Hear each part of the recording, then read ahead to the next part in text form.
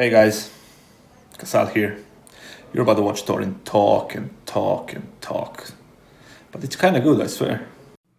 One thing I want to ask you, this is just more of a light-hearted topic, is even in the call lineups in CSGO, like not the later ones, the ones that people remember with the sort of alright NA lineups, you even actually had a couple of names in there where it's just bad timing. Like, if people remember, Stanislaw after that, a year later, was in the EG team. It was like winning ESL New York and beating Astralis. Obviously, the player year, if people don't know, like 3 or 4 years later, was like the best player in Valorant, like 2 years ago. So it was like the sort of Michael Jordan of Valorant at the time. Like, you did actually have some names. It's just the timing was never quite right for the rosters, right? Those ones. Basically, we're talking about the pre-famous Juggernaut tweet. Like, before that, there was sort of like, I mean, it was an attempt, I presume it was an attempt to do what you did before, pick up side pieces and see if they could work and stuff, right? Yeah, and I mean, I think you saw the rise of Stanislaw and you saw kind of Ye's potential and even Shazam when we made the London major stage. I mean, we didn't get deep in the event, but we played a stage match, and you could see there's some real skill with these guys. And, you know, obviously they went on in their own ways to do well for a period of time. And then, of course, we tried different iterations of the roster that led to the Juggernaut, which, by the way, I still feel was destined to be #1 in the world if the whole 2020 mess hadn't hit, causing it to be virtually impossible to manage the team properly. But yeah, we've had the honor of working with a lot of gamers. It really cracks me up. People are always hitting me up from across scenes like, hey, I'm vice president of this, or I'm doing that. I'm doing it's like you look around the esports ecosystem and the amount of people that have come through this organization in one way, shape, or form is quite staggering. And we're really proud of that. And like with the people and my coworkers that we work with now, we try to pour into them, we try to mentor them, we try to grow them because we sincerely believe they are the future leaders of the esports industry. They're not going to be here forever. They're going to be out running this and doing that in senior positions in leagues and other orgs and tech companies and everything else. And that's kind of the family atmosphere we try to foster here, because we believe that the people that come through here are taught the way to do things properly with professionalism and integrity. They're already super talented or they wouldn't have been hired, and they're going to go on and do great things in esports. And we're really proud of that legacy in the space. It's funny because when you made that actual letter, I think I even did a video that was about this. It's like, I think I did a mini documentary for Dessert or something, where what I tried to point out is like, bro, everyone was like hating on that letter. They were all like, first of all, like how rude to his current players, who by the way weren't very good at the time, guys. You couldn't even some of you couldn't even name me the 5-man lineup he had at the time. So first of all, they were like, it's rude. And then secondly, people were like, who does he think he is? It's like, bro, he's actually just doing his own playbook. This is the beginning of 1.6. This is him coming in and trying to declare, like, basically, I'm open for business. If you're a big name player, come and fucking play for me. Get paid. I'm not building Mickey Mouse rosters. It's going to be a Juggernaut. We're going to actually go for #1 again. And here's the reason why it was crazy to me that you got the backlash, bro. Because you immediately made good on it. Like, as you told the stories on that episode we did like 4 years ago, you did go and actually like outbid players that were going to go to other orgs and other lineups and pay people mega money and tell them, like, no, come and play with me. Come here, BlameF. Come here, Config. These were top players at the time. They could have been in massive orgs. Like, you actually, to me, that's a massive positive you did that, because it wasn't just, you weren't just like saying an empty statement. You were actually, it was a mission statement. It's like, we're actually going to try and turn this thing around and go to #1, right? Yeah, 100%. And the average person that remembers that tweet or saw that tweet, even with the hindsight of history, has no idea how big of a limb I went out to do that. And it was calculated. Sure. I needed to really try to reset the paradigm of that squad, because that squad being internationally competitive was incredibly important to our overall business strategy. And I sent that tweet without consulting any of my board of directors. A couple here were not happy with me because I was spending money that hadn't been approved. And, you know, it definitely was a high risk move. And I was working incredibly hard to make it pay off. Everyone in the CS scene probably knows the story of when, you know, with like an hour notice, I hopped on an airplane and flew over to try to get EliGE B, and then I stopped Copenhagen and got BlameF, that whole story. And like I said a minute ago, I genuinely, the bottom of my heart, believe that team was going to #1 in the world. We had a really good handle on how to work with each player and how to kind of make sure this team was going to be humming, but it required a lot of tender care, if you will. And then we end up in 2020 and they're living in hotels and we can't go over and we can't bring them back to the headquarters to properly implement our plan. And, they won Blast Online, which was great. But I think they would have been winning a lot more absent that period of time. And then, of course, that period of time really kind of settled in my mind that there's a great deal of importance to the Complexity brand of always doing our best to stay in North America and represent the North American Counter-Strike scene. Because after that, between Valorant and the events of 2020, our scene was really decimated. And that hit me personally on a deep level, because I didn't want to be running juggernauts and just hiring players from all around the world and abandoning my own region in a game that is very near and dear to me in this organization. But yeah, that was a wild period, and I could probably go on for a half an hour about how much risk I took doing it that way, how much shit I took doing it that way, and God forbid the project would have completely failed. We got to a point where we paid upwards of $500,000 for JKS to try to salvage that product, and I had to go and try to get that. And at the time we were majority owned by Dallas-based investors, the most notable, of course, being the owners of the Dallas Cowboys. And you're walking into a very big boardroom and explaining why you need that kind of money for a Counter-Strike player on a team. Like, people don't really understand. My cardiologist understands, because during that period he was really unhappy with me. My health had been degrading and from just a copious amount of global travel. And he literally said to me, you need to take probably 4 to 6 weeks and just go to a cabin or something. And I'm like, yeah, that's just not happening. And I flew to Helsinki the day after that doctor's appointment to recruit LexiB. Those are just the things you do when you want it as badly as we want it. And I've got a question for you about that. So here's the funny thing. When you set it up that way, you said all the right things PR-wise. I was overworking myself, the heart. I'll go the other way, bro. I think if you didn't do that, I think if you went off to a log cabin and started reading fucking Mark Twain and just on a rocket, I think you'd be gone in 10 years, mate. I think you'd wither away. You wouldn't be the same person. I don't think you'd have the same zest for life. I've experienced this myself, mate. There's times when I'm grinding, I'm doing everything, and I get the reprieve, and then I realise, dude, I need to get back in. I fucking love this shit. I've got a friend who's one of the biggest drum and bass DJs, and he actually told me, yeah, there's a guy I know who's one of the biggest drum and bass DJs, and obviously in that gig, you get like 3 hours sleep a night. You're up till 6 a.m, then you get on the plane, you go to the next place, you go to do that gig, and he told me the same thing. He said eventually he thinks his body actually got addicted to like that really fucked up cycling, like knowing that you can have a really high moment, then you can have the moment where it's low. And it's like, in a way, isn't it also like, this is passion though, right? It's kind of, you need some of it. You need to burn a bit, right? Yeah. I mean, that what you just said is 100% true, and it reminds me of some people who grind like that, and then they try to retire, and it's like miserable almost to the point of like taking they can't do it. And yeah, when you get used to that pace, and when you're as passionate about what you're doing as I think both of us certainly are, it's hard to take that advice, even it's from your doctor. It's hard to just step back. Like, only now, after 21 years in the space, this summer I took my family on a 2-week vacation. I've never in my life taken a 2-week vacation. I'm taking a 1 week, but even that, not very often.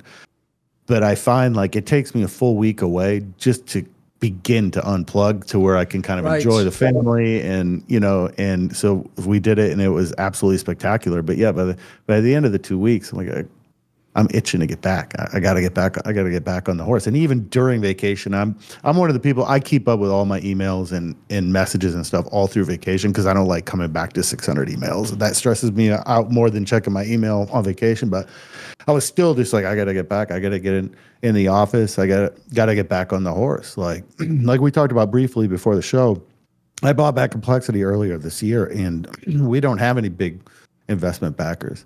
So it's just like life is a circle, man. History kind of repeats itself. Well, I'm right out here again, doubling and tripling down and scrambling to make this work in the midst of a freaking quote unquote esports winter. And we're stressed out as hell. I shared in my very transparent state of the org a few weeks back, like, we're looking at huge cash flow shortfalls that we need to account for, that we need to drive revenue, that we need to grow this business. So you look like, man, some people say, oh, this guy's a legend. He's been in the business 21 years. Like, yeah, but look at me. I'm still here 21 years, clawing the wall, trying to make it work out. And you know what? I haven't been this happy in a long time. By the way, me and my coworkers, sure, we're loving it because you know what? We're captains of our own fucking destinies. Yeah. And if it fails, we're gonna go down together in the ship, and I'm gonna be right on that ship.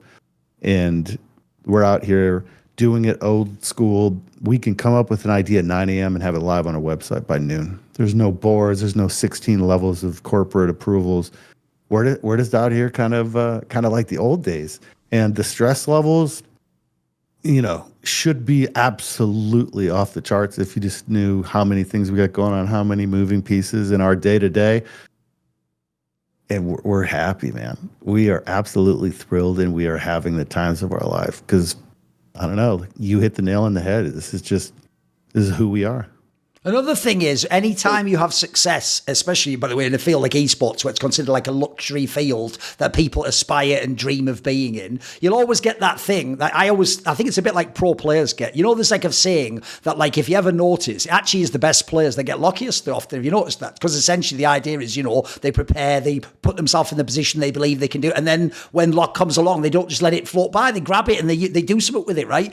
People might think we've been lucky, or we were in the right place, or we got through the hard times. Like, the number one thing me and you have done, as we talked about this interview, is work really hard, mate. Like, every single time there's a setback, you go, oh, well, pick myself up, dust myself, right back to the grind. Yep. Let's get back with the pickaxe. Let's go again. Because one thing I think is underrated about this industry is there are a lot of people in this industry. I can tell you one of the secrets right now. It's really boring. If you just work really hard, you outpace most of your rivals. Like I've always said, if people always ask me, how do I put out so much content? I'll tell you the secret, mate. Everyone else who does my job, analyst, content creator, they want to play games most of the day and slack off, and then they go, right, fuck, better do a video or something like that, and they do the video thing as the side thing. I do the videos as my main grind, then go, have I got time to play a game? That's the ratio you want. So one thing you're saying, you're making it sound like not a big deal, bro. There are loads of lazy people in the esports industry. There are loads of people within orgs. I won't say certain orgs, you might have been associated with them, where there are fucking bozos.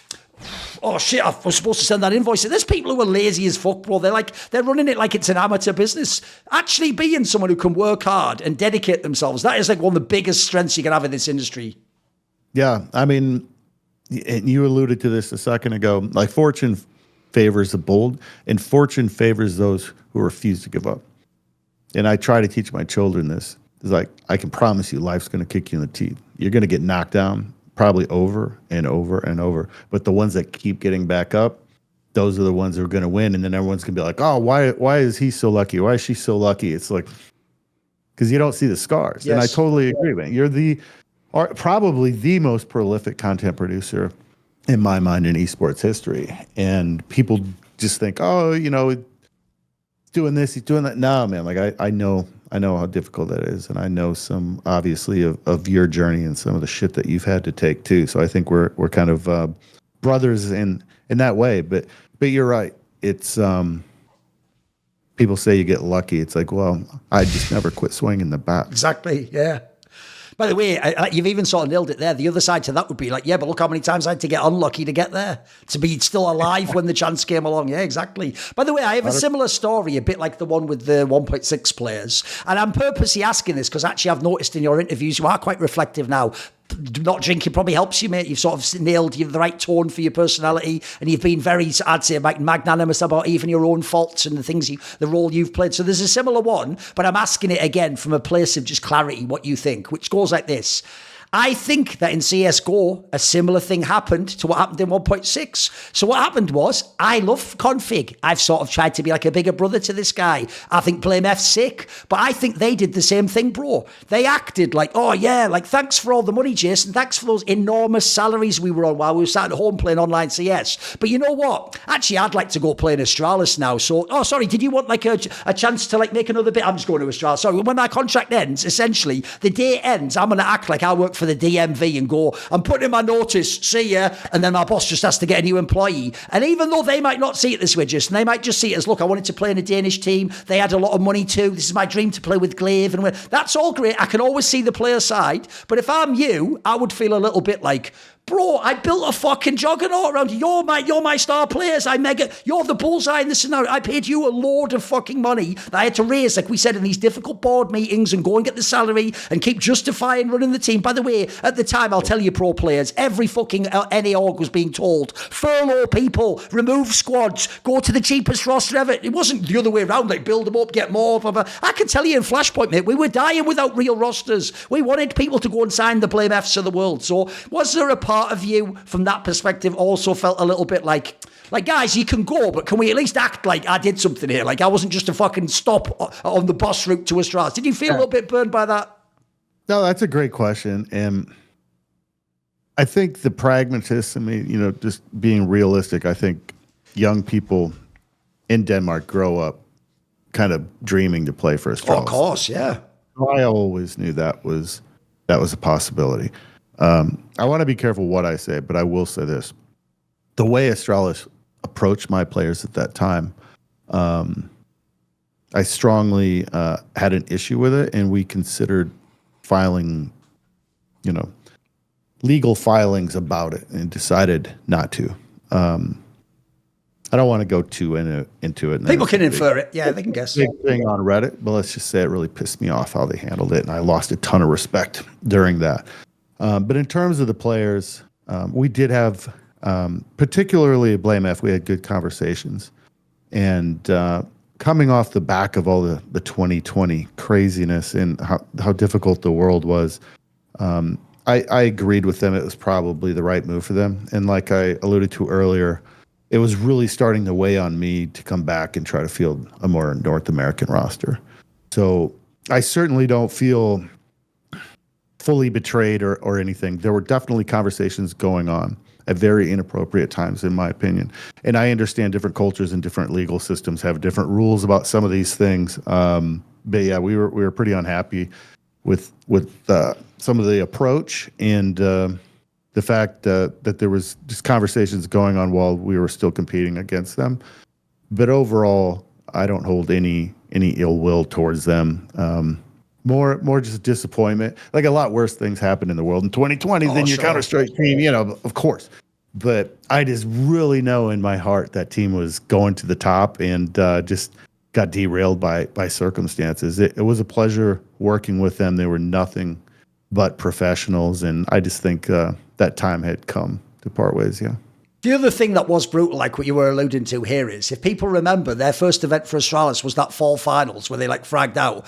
That was like the third LAN after COVID. Like the problem with the Juggernaut is it just never actually got to play the bloody LANs, right? It was like you had all the build up, and then at the end they broke apart. You had to rebuild.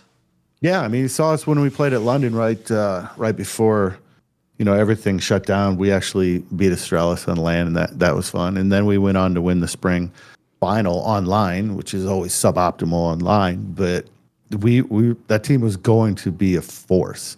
But there were certain parts of that team that really need to be gently cared for, if you will, sure. And day by day. And being, you know, I mean, Owen being a perfect example. He's a young guy. Oh, he's really He should not be in a hotel in a foreign country for weeks on end with nobody really around. Like we had a manager there or whatever, but we had a system in place for Owen. We had a system in place for Val Poison. And we really were confident that we were the right organization to provide this vibe with the support that they needed to win world championships. And then, you know, the plan kind of got derailed. But no, I have nothing but love for Config, for BlameF, for those guys. And, you know, if I can ever help them in the future, I'll certainly try to do so. Right, since you went this route where you went the all-NA route, right, the interesting thing was, I actually think if people go and look, Cole was never actually as bad in CSGO as people made out. They were always like on the border of making it to the major or in the big tournaments, like maybe could have made a playoff if they won the third map. In fact, they were the most... Funny, Liquid has that thing. If anything, it was that fucking Cole team would lose every single 16-14 overtime third map game against anyone. Someone good, someone bad. They just inexplicably could lose them all. But actually, that team was already not bad. And if you know actually sort of salaries, it was actually a fairly well GM team, right? The obvious moment, this is a good example, mate, of how But people see as lock is you have to actually have a team and keep it NA and keep it NA for years and years and keep trying to qualify the majors so that then when an EliGE drops in your lap, you can actually take advantage. Like I tell you what, mate, there's plenty of people probably thought when he was in Liquid, oh, I wish I could have that player. Yeah, but you weren't around. You weren't stood there. You weren't actually ready. Where I know the story. He would have been an Evil Geniuses. I won't say why they fucked that up, but they fucked that up. And you know what? Spoiler, there's a reason I wanted to do my little part in seeing all those C-suite executives fired. So well done. That was another one that would go on their fucking resume behind the scenes if people knew what they did. But when that happened, it turned out EliGE was available. Bro, if you've had an NA team and you want to like bring a star name in, you're not somebody who could pay $50K a month, and you want to like gamble on someone to get good again. This is like the stars are aligning, mate. This had to be a dream, right? It just dropped out of the sky. If you're persistent and you stay with it, sometimes good things happen too. Like, give me some thoughts. This has to be mega when you get this chance. John was like when they first came in office, like here's the deal that might be able to get EliGE, and I'm just like, you know, kind of skeptical. Like, the more we learn, and then we had conversations, it's like, holy shit, like we're in the running here. We might get EliGE. So that was fantastic. And the irony is, I feel so honored and so happy to work with John, and he actually lives in town, so it works on multiple levels. Now I feel the pressure to make sure that we are supporting the rest of the team to try to get up and make sure that they are a team that he deserves. And they know it. And we've had mixed luck. Sometimes we really look like we're getting there. Sometimes we look like we forgot how to play the game. But I do feel an obligation and pressure to make sure that these all-star years of his career aren't squandered by the organization or his, you know, the other players on the team kind of letting him down. And I talked to him in Copenhagen. He had an unusually really bad game. And I just said, you need to play your game, because right now you are trying to force it because you want to win so bad. You're trying to make things happen, and you're not hitting the right timings. And because he wants it so bad, and he just wants to take over games. And, you know, I'm trying to get to the point where he has trust in the rest of the team, and he can just play his game because he's going to top rag and just rock out every time. But when he forces and pushes too hard and gets really frustrated, that's when, you know, he has the rare kind of off game. Anyway, it's an honor to definitely have him as part of the organization. He's a consummate professional, and I hope collectively at our CSGO division, the coaches, the analysts, the staff here, the players, we can provide him with enough support to be able to shine during these years of his career. And we're going to continue to do anything and everything that we can to make that happen. One thing you said earlier that would actually probably shock people, because obviously I don't show this as my part of my public persona, is I can actually relate when you say that you're like loyal to a fault, because essentially that's one of the reasons why if I ever have beefs, they have to be enormous beefs, because people have to go pretty far before I'll look past the good times or what I liked about them or remember the people we were before, etc. Right? So I actually want to ask you a little bit about that, because a lot of people say that as a cliche, but not a lot of people really believe it. Like a lot of people are like some of the people in these stories, they'll go to the bigger job for $100 more. They'll leave tomorrow if they think that this girl's hotter or whatever. So I think it is a certain type of person who's like this. Give me some thoughts, because when you say that, I know what you mean. Like, it can obviously be a failing sometimes. You give people too many chances, or a classic one I've made myself is you just think people are like you. So you think, for example, if I give this guy a chance, he'll use his agency and he'll do something big with it, or he'll grind to get better. But some people aren't like that. You have to learn, and you sometimes discover, sometimes disappointingly, other people don't have the same motivating factors. They're not as driven. Maybe actually it would be a kindness to both people for you to move on eventually. Is this something, do you go back and forth on that? Because I get the vibe from who you are as a person. You always talk about being a Christian. I feel like part of you knows that that's something you think of an idea. You want to be a very loyal person, right? But the problem is you're also running a sports franchise, and sports and business probably the most ruthless areas in human endeavor. So how do you marry those two? It must be difficult. Man, holy shit. You're getting deep on me, Duncan. That's a sensational question. I mean, I grew up with old school grandparents that been married their whole careers. The Lake family has a giant farm in upstate New York, and my mom's side of the family were from Iowa. And I was just taught core fundamental ethical values from a very young age, and I didn't always walk in those values. And you know, I've definitely made my list of mistakes, but I will say I have been loyal to a fault many times, and it's always such a fine line to ride because exactly like you said, when people know that about you, they try to use it against you. And I've had to cut ties with people like professionally or work or let them go from different roles. And the feeling of some people like you owe them, say a job or whatever they want, it's difficult because I've definitely been taken advantage of a few times because they know like I'll step in front of a bus for people I care about for my friends. And I've been guilt tripped many times in this business because, like you said, I'm trying to run a business. And if I gave jobs or slots on the teams or whatever to everyone that I care about, that I want to be loyal to, that I want to be a good friend to, like I've been out of business a long time ago. But overall, I think I've learned over the years, you just have to be wise and thoughtful about your boundaries. You can love someone and be loyal to them and not always give them what they want, because you have a life to live, and you probably are looking out for people, like in my case, like my wife, my daughter, my son. They're number one that I'm loyal to on this earth. So if the decisions that you want me to make, and you're calling out like, oh, you owe me or you should be loyal to me, harm the business or harm my children's future, then it's not that difficult of decision to make. But both of us, you and me, we've been blessed to know a lot of people in this industry. And like you alluded to, sometimes you try to be loyal to people and they still tell you to go fuck yourself. And they still paint you as this bad person because maybe they didn't get exactly what they wanted, or maybe it was more convenient in that time. So it's always a balance of building a wall around yourself to do what's right for your closest, and remaining loyal, remaining a good person to people. And the more people you know and the longer your history is, the trickier and trickier that gets, yes. Right?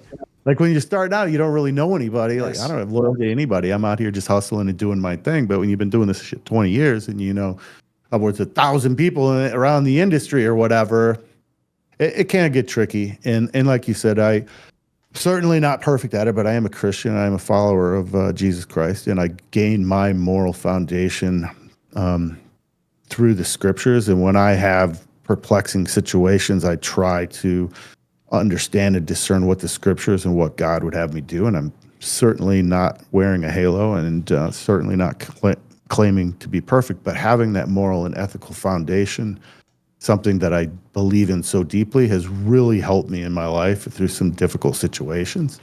And I don't go into a lot of that. In the workplace, just like I very intentionally avoid anything political. Whenever possible, I'm here to run a business. I want to do right by my family, my coworkers, my players, the people that believe in this organization and follow this organization. I know for a fact I'm not always going to get it right, but I also know for a fact, God willing, I'm never going to give up and quit.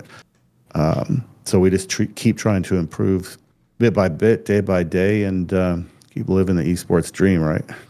On this NA angle, like the importance that call is like an NA brand, especially in Counter-Strike, I want to ask something, but I'll ask by way of analogy. There's actually a scenario I think is very similar to what you're going through right now, which actually has happened for the last 4 or 5 years in German Counter-Strike, which is famously the player Tabson, who's like the in-game leader and was once the star player of Big. I can tell you he's had many offers many times to go to FaZe Clan. He could have been in yeah, of course. Basically every international team's tried to get this guy at one point in time because he was so fucking good, and he could do multiple roles. He's even got like a captain's mindset. But every time, so part of me, by the way, the observer, the guy who likes to watch high level Counter-Strike, part of me wants it to be like Team Liquid. It's like, look, if being NA holds you back, just abandon it. Get the European players, keep the couple of good NA players, bring them in. Just be, at the end of the day, you want to win, don't you? Winning's better than being American and winning, right? But when people like Tabson explain to me, no, actually, to me, believe it or not, I don't just want to win. Maybe I could have done that. What I want is I want German CS to win. I want German CS to be relevant. I want it to be respected again. When they explain it that way, I get it instantly, even if it's not what, as a fan, I would choose. So in your case, though, here's the key point I want to make. It's not that they're choosing, I can either be really good or I can suck but be cool because I'm going to stick to my nationality. They also, if you went and asked Big, they're working really hard, bro. Like, they hope the next German player is going to be good enough. They essentially do believe it is possible. It probably isn't, but that's for outsiders to say on the inside of the project. But inside that room, I guarantee they believe one day German CS can be top 5. They can go to the final of the major. They can win an ESL Cologne on home soil, you know. In your case, I want to just stress, you're not just saying, like, look, I just have to have an NA team and it's kind of like a cool thing that we have an NA team and they're still going. You also want to be number one again. You want to actually be, you want it to be NA and to be successful. It's both, right? 100%. And, you know, coming off the 2020 stuff, I felt like I was being torn apart on the inside because nobody wants to be number one more than I do in the world. I promise you. And you could be like, yeah, I've been number one for fucking 15 years, so you don't want it that bad. Believe me, nobody wants to be number one. But I also look at our region that was so dear to me, like the rise of American Counter-Strike, the complexity and 3D and these different teams that have had international success and what that means to me. I think for an American, I have a very broad perspective of planet Earth. I've traveled quite a bit. I understand a lot of cultures, and I respect a ton of cultures, many of which in different ways are better than the United States of America. But I'm a patriot, and I love the United States of America for all its faults, for all the insanity, for all. I could go on and on about our faults for a long time, but I love this country. And the thought of being able to build another number one out of the United States is what drives me in the game of Counter-Strike. Absolutely. And if I have to be number 10, number 11, number 12, number 14 right now while we rebuild this scene, which we're spending a lot of time and money doing, from cups and opportunities, we're going to be running a LAN event. We're trying to, beyond our brand and beyond our immediate squad, we're trying to plant the seeds again. It's like there was a fucking forest fire in 2020. Right. And we're out here planting the saplings again because we believe they're going to grow up and be trees. So yeah, there's a time where I was really kind of torn because, like, I want to go out and I want to compete for number one. I don't care what regions the players are, but I looked at our scene after 2020 and I feel it's more important that we help rebuild this scene. Will it always be like that? Like, I don't know. I don't like, you know, saying ultimatums like I'm always going to do this or I'm always going to do that, but it's really important to me and the people involved in complexity that we support this region and we stay loyal to this region. And if we have to eat some humble pie while we regrow this region till we can really start hosting major trophies again, then we need to be patient and we need to do that. And we're going to keep planting those saplings until they grow into mighty oak trees. And that's what we're standing on right now. One thing that I find quite strange as an outsider to American sports is I've actually for the last 10 or so years quite heavily followed the NFL. And I always tell people, if you're someone with a historical bent, it's actually one of the best ones to follow because there's only 16 games a season, well, there used to be. And you can just go watch every playoff game. It's a BO1. So it's actually not a sport like the NBA where you have to watch like 700 games over like, that's just 3 years covered. You know what I mean? So I always tell people, I think I've had a really different perspective though, because I never grew up in the American sports media culture. So one thing I was actually shocked by, Jason, was what a negative rep there is in the media around Jerry Jones. Because everyone who's like a fan, I guess they want the team to win, they always act like he's only responsible for the bad moves because he's basically like this the stereotype of the owner that gets directly involved and doesn't just delegate completely. Right. He obviously has his say, his guys, people he wants to work with. But I always tell people, look, you can disagree with certain moves. Maybe you prefer this quarterback or this running back. But if you ever look, if you're saying he had his fingers in the pipe, he's a fucking brilliant cook then, mate. He's built rosters that are playoffs every fucking year. In fact, half the time they've got a good offense, good D. I actually think if people want to use this as an example of an owner that meddled too much, I think you picked the wrong one. I can think of certain other owners in certain like basketball that have been terrible. This guy, I think, has actually had generally a positive effect, and also because it is his fucking team. I don't blame him. Surely he should make it somewhat to his construction, how the football he wants to play, what he thinks Dallas should represent culturally. He's playing with a lot more than, again, just being number one by any means, right? So I actually say all that to say I actually have a lot of respect for Jake Jones. I think he's done an interesting job. Would you actually super nice. What would you say if I say to me, again, I hope people don't take a negative side, I think you've had that sort of a role. You haven't just been an owner who did a checkbook. You haven't been an owner who just did this thing, or was it, I can tell you there's some owners love to get their face involved in their part of the brand, and they don't decide anything behind the scenes. In fact, they just take credit for things that happened. Do you like the idea you've been a hands-on owner? Yeah, I mean, I would definitely take that as a compliment when people say you're the Jerry Jones of esports.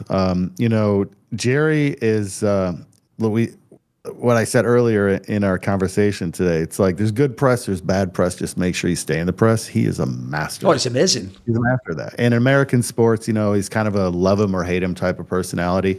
The way he's built that brand, not only on the field, but to be the most valuable sports brand in the world, in the way they've used their IP to diversify their businesses off the back of the competitive sport is nothing short of brilliant. And what a lot of people don't understand is how much he's done to build and grow the pot for everyone at the NFL. Oh, sure, And just like turned the NFL to a multi-dollar business, and was leading these committees and leading these decisions that, it's a long story, but he definitely can be a controversial type person, and he's definitely very hands-on. And I agree with you. They don't get the credit for some of these insane draft picks that they've made and some of the success they've had, because in Dallas, and Cowboys fans, like, you're in the Super Bowl or you had a fucking terrible season.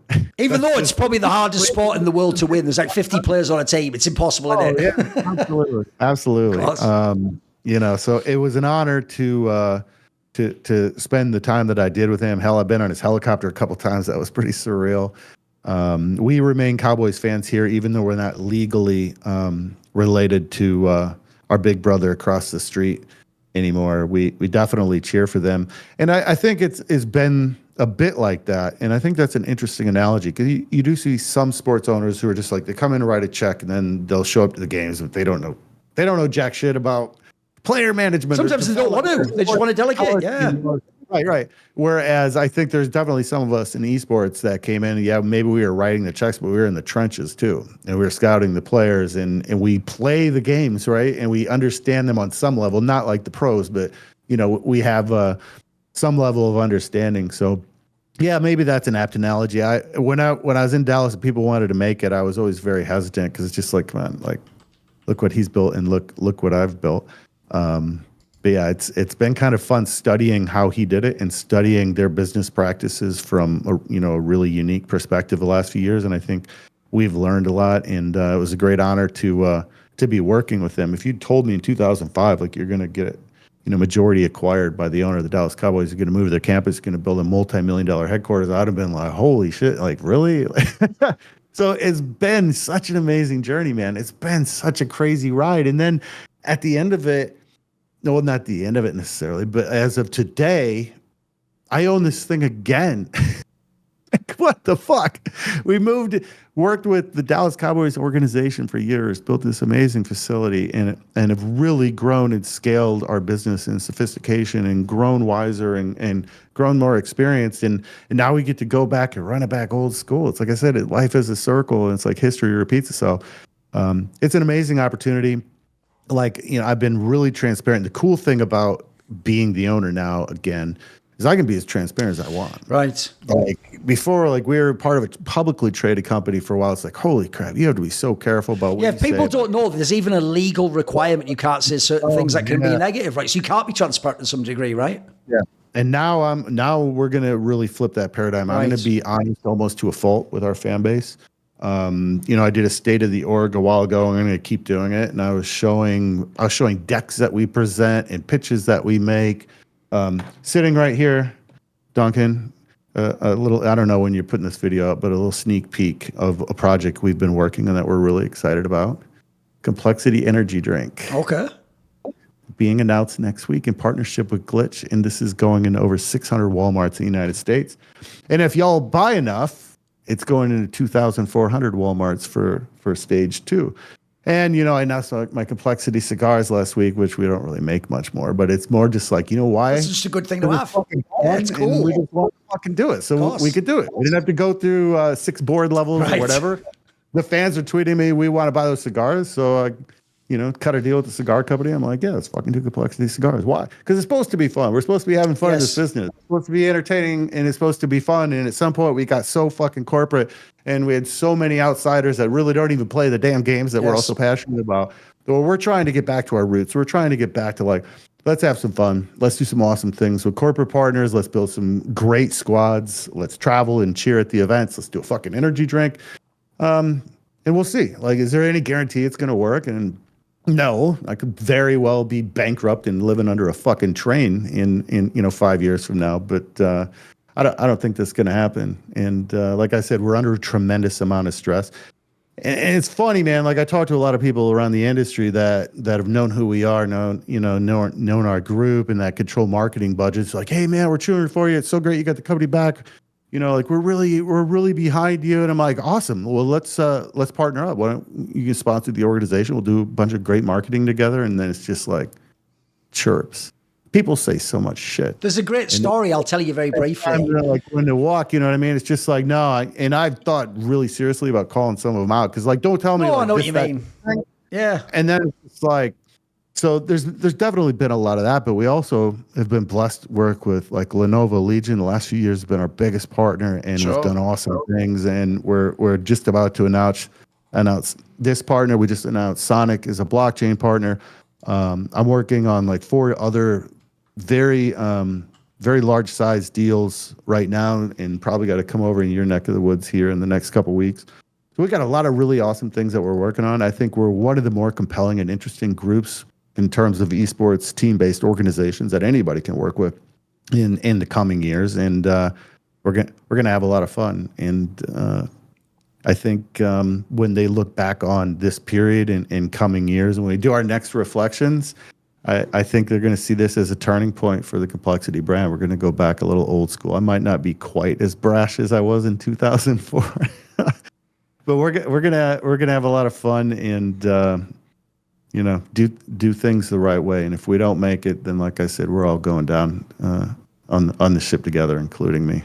No, here's the thing. I know the story, what you mean by that about the people when they talk a good game and then there's just no substance. There's actually a famous anecdote from the legendary director Orson Welles, where when he'd sort of been blacklisted out of Hollywood, he said, if I ever went back to LA, 1 million people wanted to have dinner with me. But it turned out they just wanted to have dinner with me. They wouldn't give me a part in a movie. They wouldn't give me the money for them. But they would all tell me, oh, I'd loved all your films. You were a genius. I wish we could work together one day. And he'd be like, just sign me up. Like, I'll do that. And they were like, oh, yeah, about that. I think I have to run, So look, I agree. The industry is full of people like that. There's one last question I have before we wrap. It goes like this. When you first came along, all the way back in 2003, like we're talking about, because of the way you came onto the scene with a very bombastic approach, and you were, at the time, as we thought, you yourself couldn't know what you were going to do. You were flying by the seat of your pants. You were making it up as you went. You were almost manifesting the shit you were going to do next. Just as it's coming out, you're like, oh shit, I said that. I better do that now. Like, there was almost that element where you were forcing yourself, painting yourself into the corner where you were going to have to succeed. Yeah, you were going to have to sink or swim. So the question I have is this. Back then, you were the upstart. You were the new guy. You were the person people, does he actually know anything about the industry? Is he ever going to be anything? As we point out in this story, there was a million times you could have washed out. You could have been bankrupt. You could have been worse things than that, as we've alluded to, depending on how your life went, how your family circumstances went. Is it crazy to realise now, it not only has been 20 years, but put it this way, mate, a couple of years ago, when you won that Lifetime Achievement Award, right? First of all, I had to tell some people this. People hear that award name and they go, Lifetime, the guy's only like 40-something. It's like, bro, it's like me. We spent our entire adult lives doing this, bro. We really did give a lifetime's worth of work. And if you look at the names you went in with that class, bro, you went in with like Thresh, who was like one of the greatest like 1v1 champions ever. The Ogre twins, who like won everything in Halo. Like, that's actually pretty high esteem to be held in. Does it feel surreal to actually have, I mean, you have had a whole career. You've had a Hall of Fame career in esports.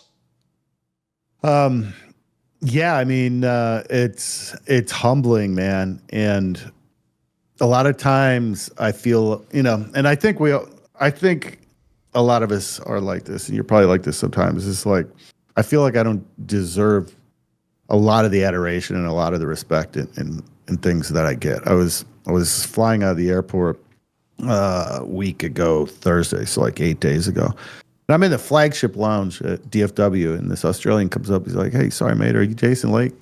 It's like in an airport lounge in Dallas. Super nice guy. He was flying to Brisbane, and I was with my best friend who invested the money to help me pull off the acquisition in March. Right. We were going on a business trip, and he's just looking at me. He's like, "You got to be shitting me, man! Like, where you can't go anywhere." And I'm just like, "Dude, I'm just